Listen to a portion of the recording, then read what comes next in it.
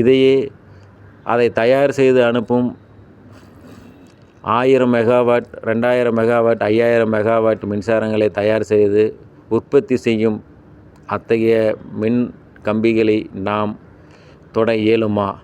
தொட்டால் நம் நிலைமை என்ன ஆகும் என்பதை நீங்கள் புரிந்து கொள்ள வேண்டும். ஆனால் நீங்கள் அதை வெளிப்பார்வையாக அந்த 1000 மெகாவாட், 5000 மெகாவாட் செல்லும் மின்சாரம் செல்லும் கம்பிகளை நீங்கள் கண்களால் பார்க்கும்போது ஒன்றுமே தெரியாது. அதில் 1000 மெகாவாட் மின்சாரம் செல்வதாக அதற்கான சிறு அறிகுறிகள் கூட நமக்கு தெரியாது. ஆனால் அதை தொட்டால் அதனுடைய விளைவுகள் என்ன என்பதை நாம் சற்று கற்பனை செய்து பாருங்கள்.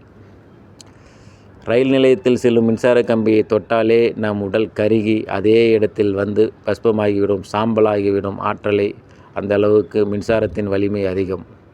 ஆனால் கண்களால் அது தெரியாது, அதனுடைய ஆற்றலும் சக்தியும் நமக்கு தெரியாது.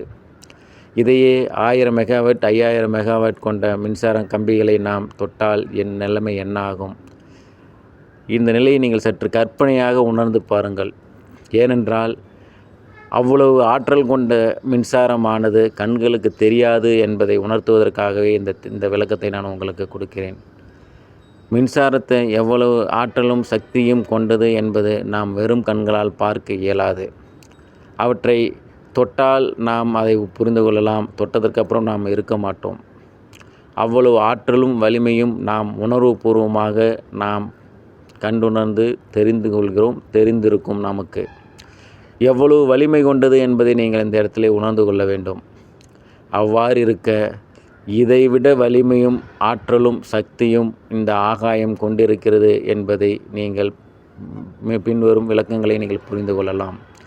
உதாரணமாக, மழை வரும் காலங்களிலே மின்னல் வரும், எல்லோரும் பார்த்திருப்போம். அந்த மின்னல் வரும்போது மின்னலிலிருந்து எத்தனை மெகாவாட், எத்தனை ஆயிரம் லட்சம் மெகாவாட் மின்சாரம் பாய்கிறது என்பது உங்களுக்கு தெரியுமா? அறிவியலாளர்கள் அறிவியல் பூர்வமாக நிரூபிக்கப்பட்டது இவ்வளவுதான் என்று கணிக்க முடியாத அளவிற்கு மின்னூட்டம் பாய்கிறது அந்த மின்னல் ஒளியில். இது கண்கூடாக நாம் பார்க்கிறோம், பார்த்து எல்லோரும் நடந்திருக்கிறது. பல பேர் மரணித்தும் இருக்கிறார்கள் அந்த